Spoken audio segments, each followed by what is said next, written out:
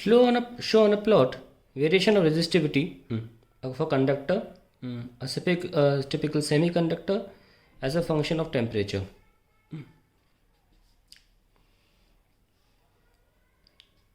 पहले मैं कंडक्टर के लिए बना दूं.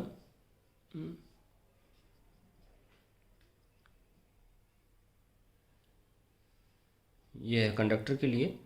हालांकि आप 0 केल्विन तक जाना चाहें तो जा सकते हैं ऐसे. ठीक है. ये कंडक्टर के लिए कॉपर ले लीजिए. और दूसरा हम बना रहे हैं सेमी कंडक्टर के लिए.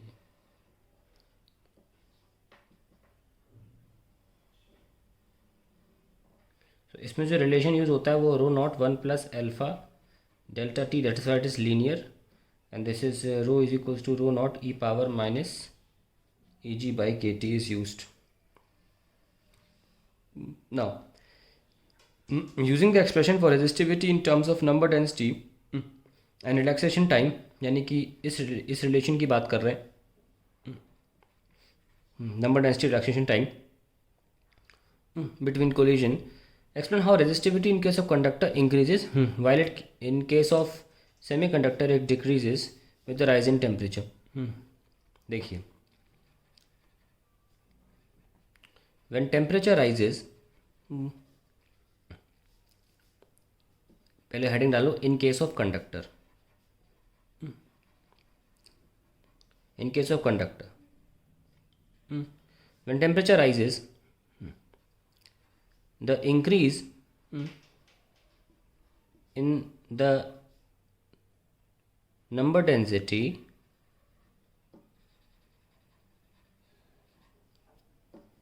is less than the decrease in the relaxation time. In the relaxation time.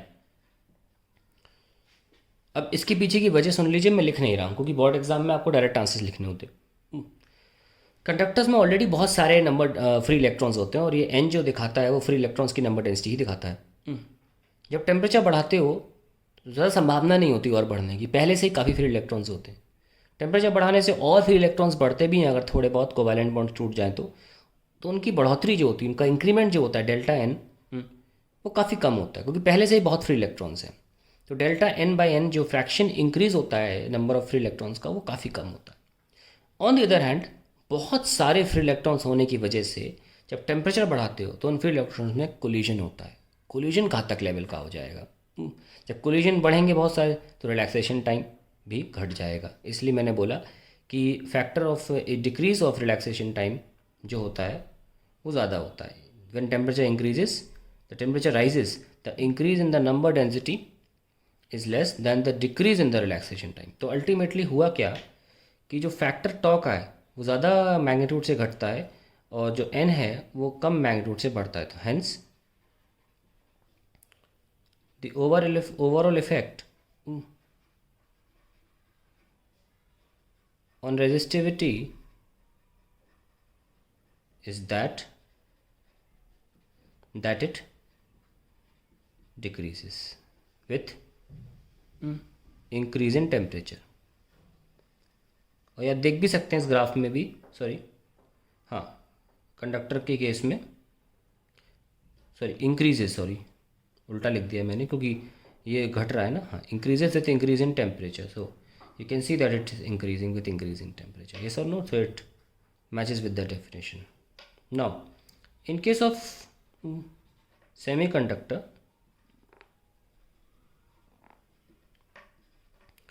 the factor by which n increases dominates over the factor by which tau decreases when temperature is increased. Hence, overall resistivity decreases with increase in temperature. तो हमारा answer हो गया, ये दो हिस्सों में divide कर दिया मैंने यहाँ से, ठीक है। अब रटवाने के लिए देखो बढ़िया तरीका है, रो बराबर m by n e square tau. तो अगर मैं कंडक्टर की बात कर रहा हूँ तो एरो से रट लो, छोटा एरो अप, बड़ा एरो डाउन, ऐसे याद रख सकते हैं आप कंडक्टर के केस में। और सेमी कंडक्टर के केस में m by n e square tau लेंगे, तो ये वाला एरो ज़्यादा और ये वाला छोटा वाला, तो आप इस डोमिनेटिंग एरो कौन सा है देख लीजिए, डाउन, तो अल्टीमेटली रेजिस्टिविटी बढ़ती है, और यहाँ डोमिनेटिंग एरो अप है तो अल्टीमेटली रेजिस्टिविटी घटती है, वो आप देख सकते हैं ग्राफ में से। तो that is the end of the question. अब इसका और वाला पार्ट देख लेते हैं।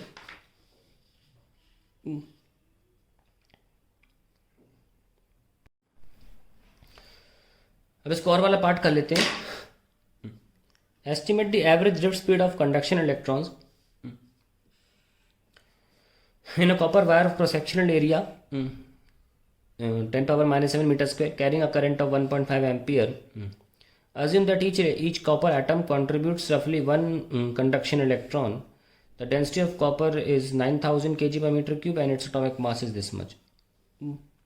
चलिए देखते हैं।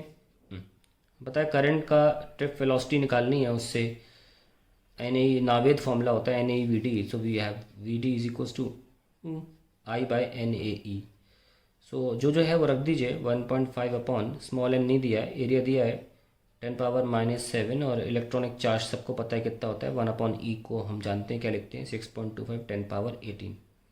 ध्यान रखें 1 बाई ई होता है 6.25 10 पावर 18, कैलकुलेशन में काम आता है ये। दैट इज़ क्यू बराबर एन ही लिखते हैं, छोटे में फॉर्मूला आता था तो number of electrons in 1 coulomb of charge का फॉर्मूला है।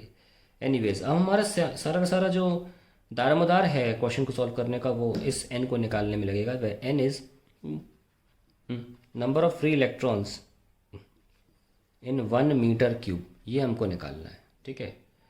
तो 1 मीटर क्यूब में कैसे पहुँचेंगे, लेकिन हमसे बोला गया है कि ईच कॉपर एटम कॉन्ट्रीब्यूट्स रफली 1 इलेक्ट्रॉन, तो हमें सिर्फ एटम निकालने हैं कितने हैं, अगर क्योंकि हर एक एटम ऑलरेडी एक इलेक्ट्रॉन दे रहा है, ठीक है।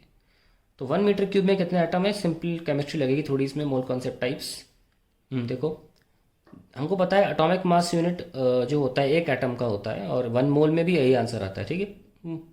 तो अगर हम बात करें तो 63.5 ग्राम की बात करें तो इसमें कितने एटम्स होते हैं, 6 10 power 23, that is Avogadro. You should be using 6.023, पर इतना एक्यूरेसी चलता है। तो हमें पहुंचना कहाँ तक है भाई, 1 मीटर क्यूब तक पहुंचना है ना। 1 मीटर क्यूब है 9000 के जी, तो 9000 के जी तक पहुँचो। 9000 के जी मतलब 9 10 पावर 6, 9 to 10 पावर 6 ग्राम। इसमें कितने होंगे 23 अपॉन 63.5 इंटू 9 10 पावर 6, ये हो गया। तो ये आपका नंबर ऑफ एटम्स आ गए आपके 1 मीटर क्यूब में, ठीक है।